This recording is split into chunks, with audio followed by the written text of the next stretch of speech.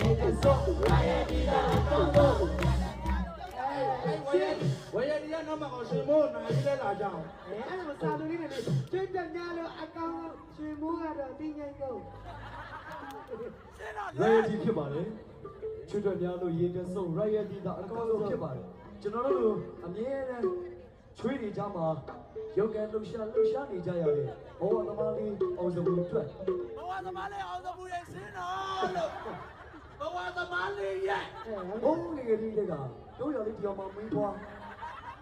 ဇာတိချက်မြုပ်ဝိရမြေကနေတစားစီချက်မြုပ်ဝိရမြေကိုအင်းမင်းဦးအစင်းတော်လို့ကြိုးစားလာခဲ့ရတယ်ကျွန်တော်ရဲ့ဘောအလေးပဲဖြစ်ပါတယ်ကျွန်တော်ကဘလို့ဒီကြိုးစားလာခဲ့ရတယ်ဆိုရင်ဘုံငယ်ငယ်လေးက17နှစ်သားလောက်တည်းကကျွန်တော်ဟာလောဒရှင်နဲ့လေထုံးကိုက်ခုံအဲ့နွားယူလေရိုက်တယ်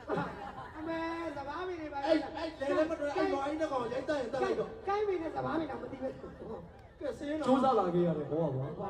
ဒီလိုချိန်ဒီလိုနေထားမှာဖြစ်နေပေမဲ့ဘောဟာဘလို့ဒီရုပ်တံကြိုးစားခဲ့ရတယ်ကိုယ်ကတော့မှယုံကျွန်တော်အောက်မှာယုံတယ်နဲ့ထိမှမလို့1998ခုနှစ်နိုဝင်ဘာလ9ရက်နေ့မှာအမိဒေါ်ကြီးအဖဦးရင်းနိုင်တို့ကဦးရင်းနိုင်ရဲ့လာခေါ်တော့လို့ကိုသားဟုတ်ကိုဦးရင်းနိုင်ရဲ့